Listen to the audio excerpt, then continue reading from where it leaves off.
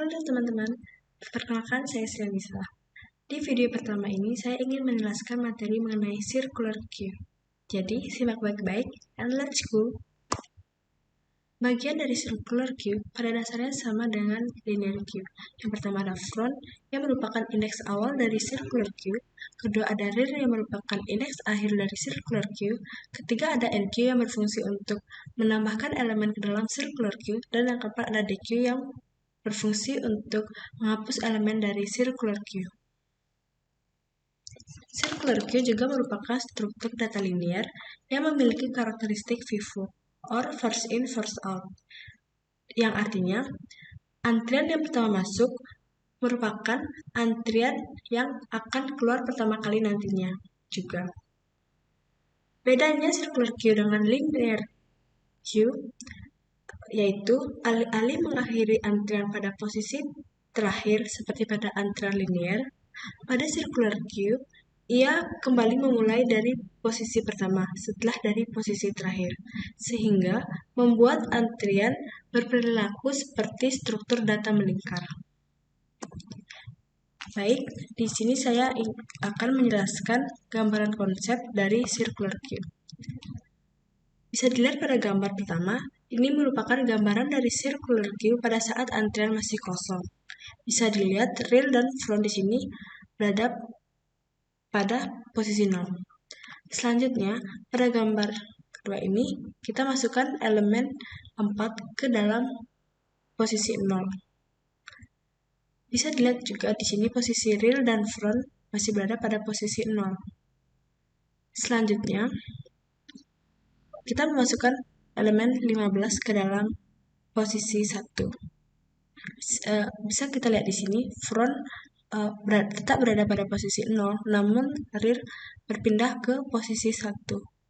Karena elemen 15 merupakan elemen terakhir yang kita masukkan ke dalam circular queue. Selanjutnya pada gambar ini, kita masukkan lagi elemen 22 ke posisi 2, sehingga rear akan berpindah lagi ke posisi 2 dan front tetap berada pada posisi 0. Lalu kita masukkan lagi elemen 28 ke dalam circular queue di posisi 3. Bisa dilihat rear di sini sudah maju selangkah berada pada posisi 3 dan front tetap berada pada posisi 0. Selanjutnya kita masukkan lagi elemen 37 ke dalam circular queue pada posisi 4. Maka rear akan berpindah ke posisi 4 dan front tetap berada pada posisi 0.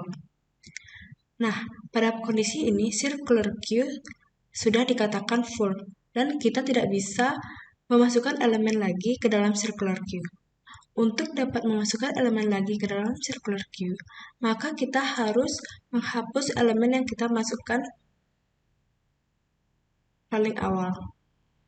Kita tidak bisa menghapuskan elemen dari tengah seperti kita menghapuskan elemen 15 tanpa menghapus elemen 0, atau menghapus elemen 22 tanpa menghapus elemen 15 atau 0. Karena ingat, circular queue merupakan proses antrian, sehingga kita tidak bisa memotong antrian dari tengah. Nah, di sini kita menghapus elemen 4, sehingga front yang awalnya berada pada posisi 0 akan berpindah ke posisi 1 dan rear tetap pada posisi 4. Saat kita ingin memasukkan lagi elemen ke dalam circular queue, seperti saya memasukkan elemen 55 ke dalam pada posisi 0, maka rear akan berpindah ke posisi 0. Karena 55 merupakan elemen terakhir yang kita masukkan ke dalam circular queue, dan front tetap berada pada posisi 1. Jika kita ingin menghapuskan elemen lagi, maka kita harus menghapuskan elemen 15. Dan nantinya, front akan berpindah ke posisi 2, dan rear tetap berada pada posisi 0, dan begitu seterusnya.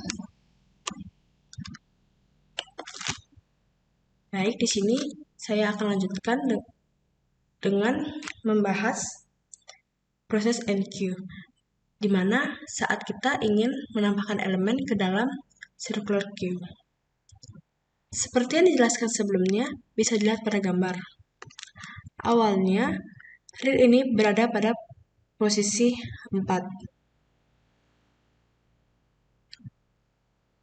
Namun, ketika kita ingin menambahkan elemen baru ke dalam circular queue, maka kita sini, maka real akan berpindah ke posisi 0. Sehingga kita bisa buatkan algoritma seperti ini. Saat real berada pada posisi n, dan di mana n merupakan size maksimal, maka real tersebut akan berpindah ke 0. Namun, jika real tidak berada pada posisi n, maka akan ditambahkan seperti biasa. R akan maju pada posisi selanjutnya, seperti ini. Real yang awalnya di 0, saat kita masukkan elemen baru, real akan berada pada posisi 1. Selanjutnya saya akan membahas proses DQ, di mana proses saat kita ingin menghapus elemen dari circular queue. Pada proses ini kita dapat membuatkan algoritma seperti ini. Pada kondisi front sama dengan n-1, di mana n kita asumsikan dengan 5. Maka 5 dikurangi sama dengan 4. Maka saat front berada pada akhir antrian, maka f sama dengan 0.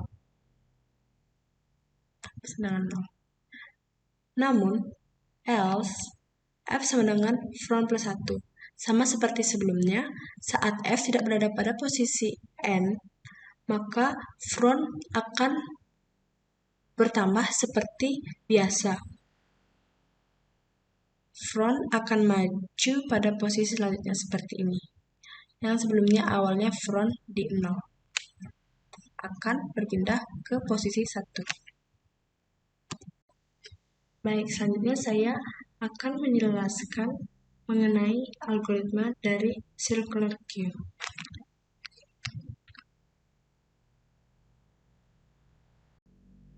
Baik, ini merupakan source code yang telah saya buat. Pertama, saya mendeklarasikan variabel untuk nanti akan diproses pada saat kita membuat circular queue. Saya telah mendeklarasikan variabel front dan real max di sini adalah 5 dan telah saya deklarasikan di sini, dan real sama dengan front sama dengan -1 yang menandakan bahwa circular tersebut masih kosong, keadaan kosong. Selanjutnya saya akan menjelaskan proses NQ, di mana saat kita memasukkan elemen ke dalam circular queue. Sebelumnya di sini kita cek terlebih dahulu apakah circular queue tersebut sudah penuh atau belum. Kita mengeceknya. Di sini saya mengecek dengan front sama dengan 0 dan real sama dengan max min 1, atau front sama dengan real plus 1. Maka queue tersebut sudah penuh. Artinya, saat front berada pada posisi 0 dan real berada pada posisi 4, di mana 4 didapat dari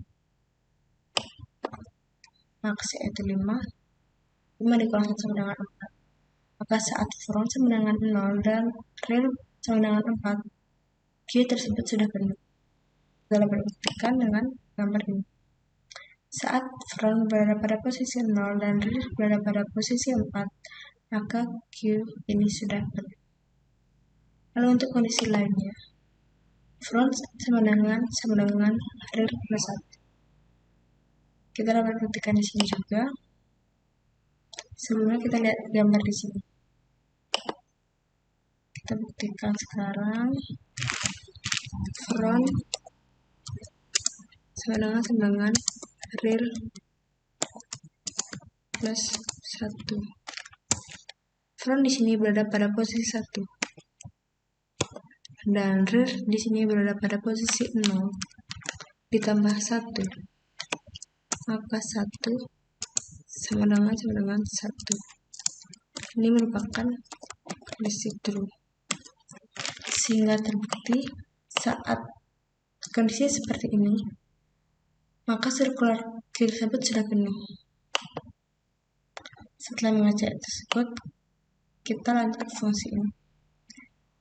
From sama dengan min 1, from sama dengan 0, dan real sama dengan 0. Artinya, saat circular queue tersebut masih dalam keadaan kosong. Namun, jika circular queue tersebut sudah berisi beberapa elemen, maka kita lanjut mengeksekusi fungsi yang telah saya jelaskan sebelumnya, yaitu fungsi if real sama dengan max min 1, real sama dengan 0, else real sama dengan real plus 1. Selanjutnya kita lanjut ke proses DQ, di mana proses DQ merupakan proses saat kita menghapus elemen dari circular queue.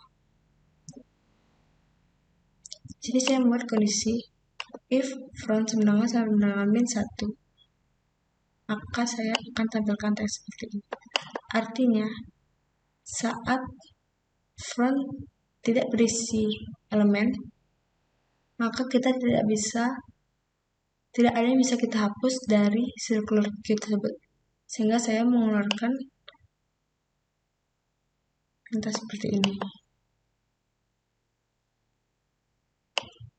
Lalu di sini, if front sama dengan real, front sama dengan 1, real sama dengan 1. Artinya di sini saat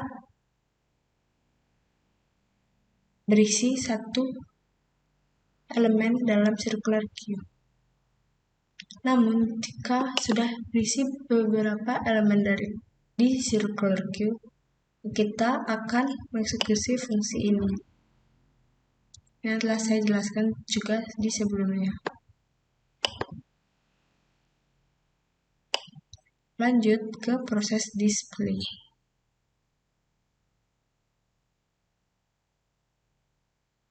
Proses display di sini digunakan untuk menampilkan elemen-elemen dari circular queue.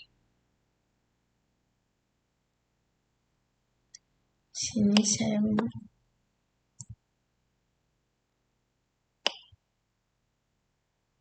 karena keadaan ini salah, maka keadaan inilah yang akan dieksekusi. Front dikatakan lebih kecil dari rear karena pada circular queue front dan rear dapat saling menyusul. Di sini saya membuat fungsi utama yang akan saya tampilkan saat kita run program yang telah kita buat. Seperti ini, run. Baik, di sini masukkan pilihan insert 1. Nilai yang akan dimasukkan yaitu 4. Kita insert lagi. Nilai yang akan kita masukkan ke dalam queue misalnya adalah 12. Kita insert lagi. Nilai yang akan dimasukkan misalnya adalah 22. Ini sudah ditampilkan dalam display. Elemen dari queue sudah berisi 3 elemen, 4, 12, 22. Kita insert lagi. Nilai yang akan dimasukkan ke queue misalnya adalah 37.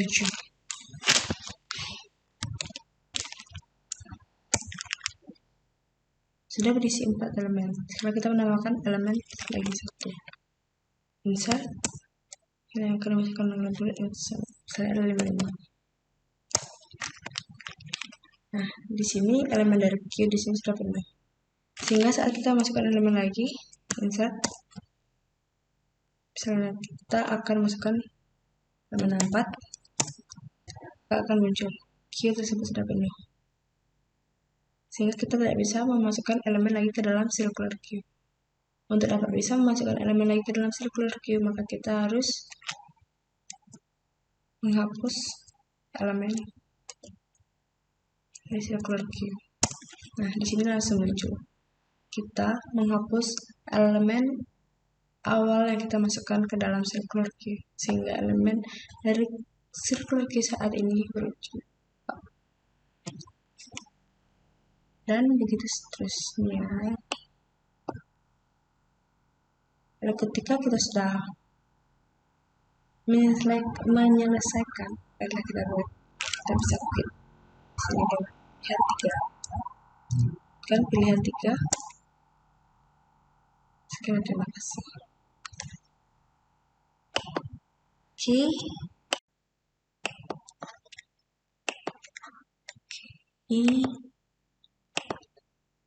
Demikian pembahasan dari saya. Saya mohon maaf jika ada salah kata. Terima kasih dan sampai jumpa di video selanjutnya.